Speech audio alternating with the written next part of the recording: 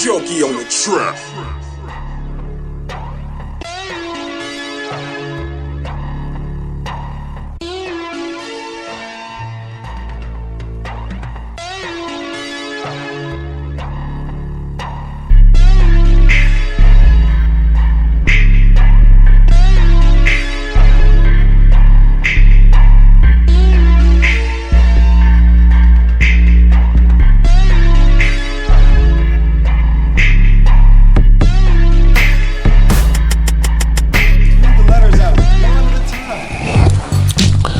Ladies and gentlemen, boys and girls, dudes and dudettes, the sexy and the not so sexy, big children and little.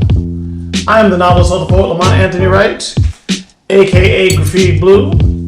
I'm cleaning my glasses. They're foggy as I don't know what. Also, I'm coming to you with the clean face today. Every now and then you gotta shave the beard off and start over. I probably look crazy, but that's fucking okay. Welcome to, I believe this is Adventure 2 of The Adventures of a Naive Poet. I can see this is Adventure number 2, where we're trying to create a creative community through collective testimony, okay? All right? And how we do that is basically by being transparent. And hopefully, if I get some people to participate, I got some guests coming up in the next few episodes.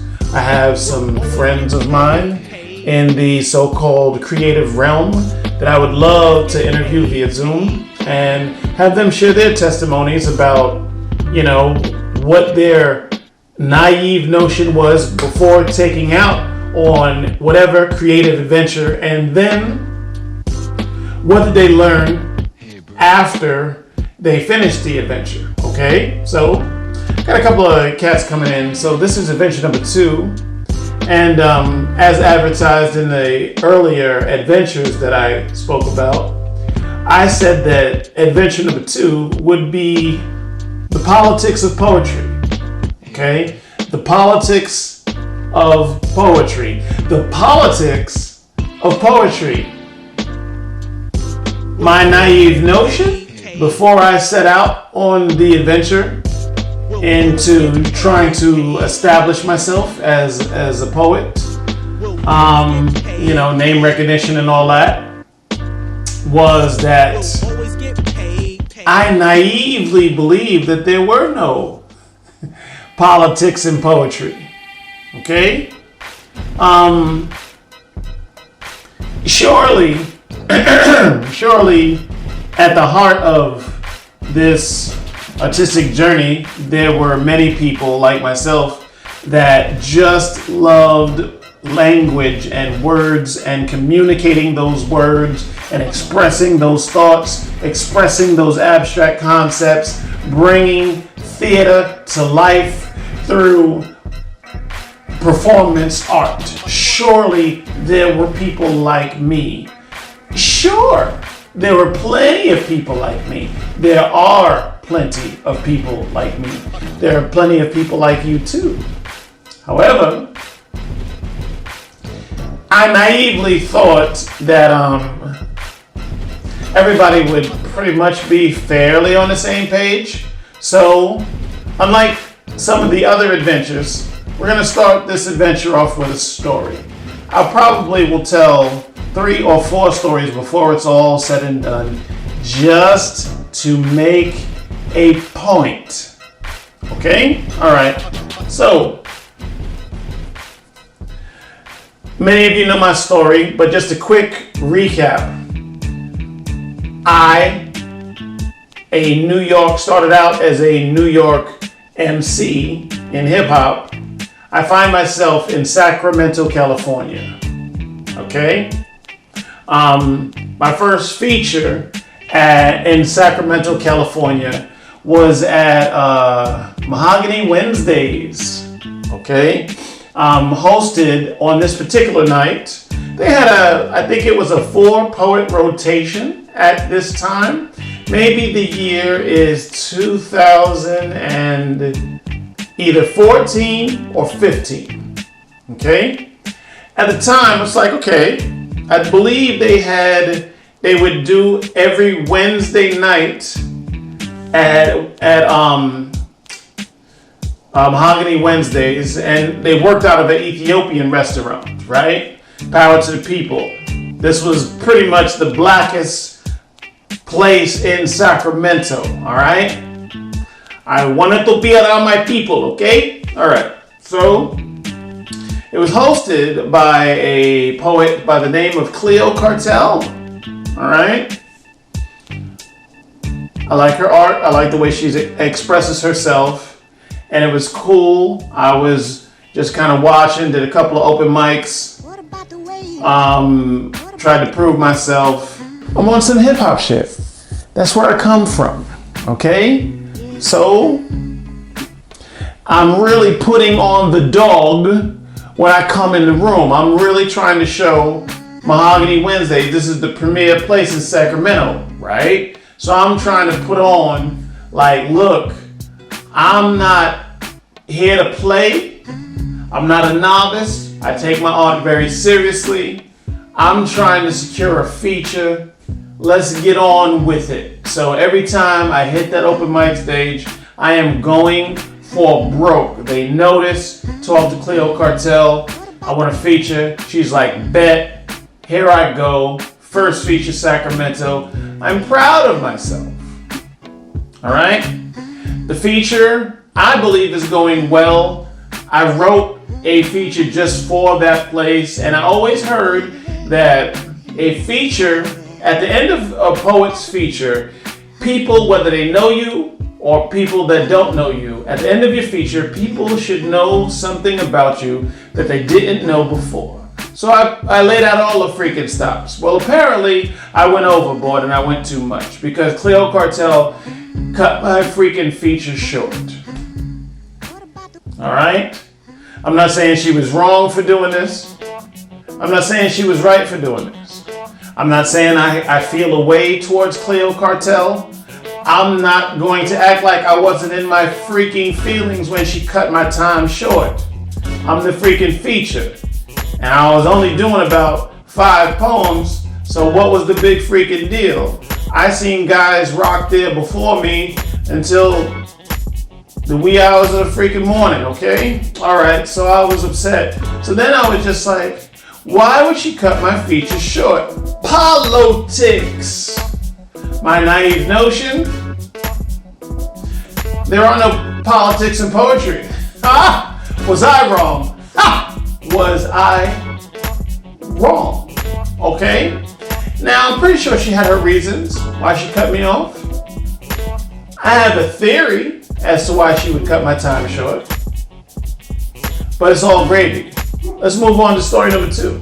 All right. So after the Cleo Cartel incident, I said, you know what, let me give this a break. Let me stop trying so hard. And because of my schedule, I was working part-time doing radiology. All right, at Sutter Roseville, okay. So with the schedule of working part-time, probably one of the best schedules I ever had. I'm still not sure why I gave up that schedule. Well, I know why, because the job was ass, but that's something else. But I was off every Thursday with the schedule. So there was another poetry spot called Cafe Luna's, all right? Nice. It certainly was not the freaking Chocolate City, Afrocentric, Ethiopian restaurant, black people, whatever. But they had a little bit of everybody in there, okay? Different kind of poetry venue, not revolutionary, black, militant, and all that. In the middle of kind of a, I don't want to use the word gentrified, but it was pretty freaking white in there. It was pretty white. You had some revolutionary poets maybe in there, but not many. But most of the poets in there would come in there and do a poem and maybe they would read something by like Mark Twain or Edgar Allan Poe or something like that. That was this kind of spot. I watched for a while, and then I just had to be me, and slowly but surely, as I frequented every Thursday and spoke every Thursday, more people would come out and fill the seats and come to see your boy. This is not me being arrogant. This is not me being full of myself. It just is what it is. I started laying my Mac down, and people started showing up because they knew I would speak on Thursday. This is a fact. This is not even me capping or whatever, right? Okay, so moving forward,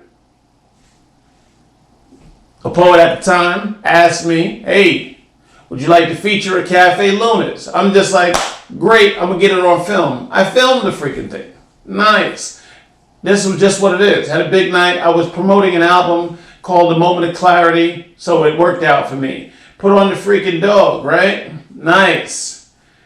This made me feel good. Packed house, one of many of my crowning achievements in this game. I really enjoyed that feature because at this point in my feature career, I am starting to pretty much custom write features for certain venues. So I wrote this whole freaking thing out, and I started this storytelling thing. Like I would do like 5 poems, and the 5 poems would string together and form like a story arc.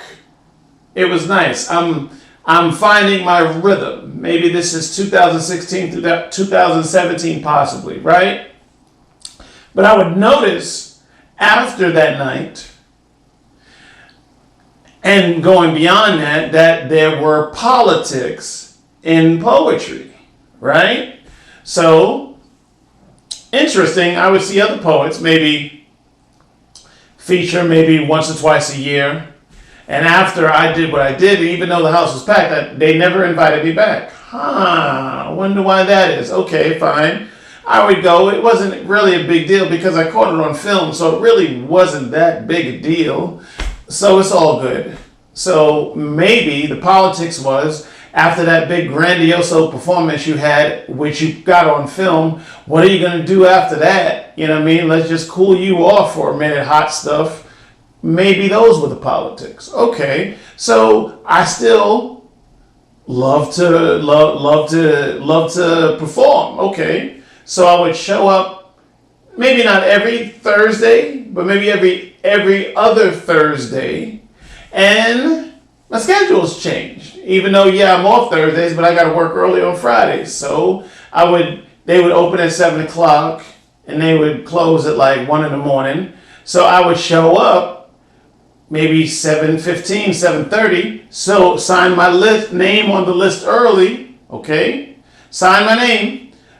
So in hopes that if I signed up first, second, third on the open mic list, I would go either first, second, or third. I could do that, speak my piece, stay early, and then as the sun came down in California, I go home and I get a good, decent night's sleep. I didn't have to be out all night. But that's not how the freaking went, because my naive notion was there's no politics in poetry. But I would soon learn how naive I was, because there certainly are politics in poetry. Well, because I am the performer that I am, the host, and they rotated host at Cafe Luna's as well. If you go too freaking crazy, there's no way they're going to let you spit first, second, or third. They're going to save you for the grand finale. Especially if people are coming there, especially to see you. Okay? They can't let you spit at 7:30, leave at 9 o'clock, and then they have a whole bunch of people leave too because they already saw who they came to see. I say this with humility. There are 1,000 poets that are just flat out better than me. All right? But I might be somebody's favorite poet. I'm just saying.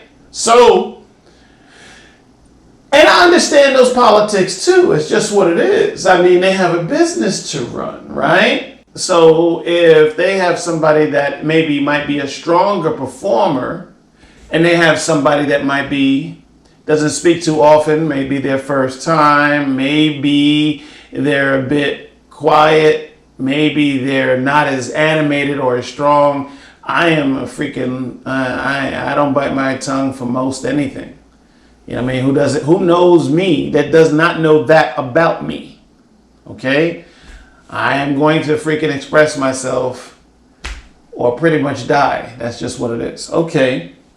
So I get the politics, but on my end, if I show up to your spot at 7:15, sign my name at 7:15, but I don't get on the mic until 12:30 a.m.,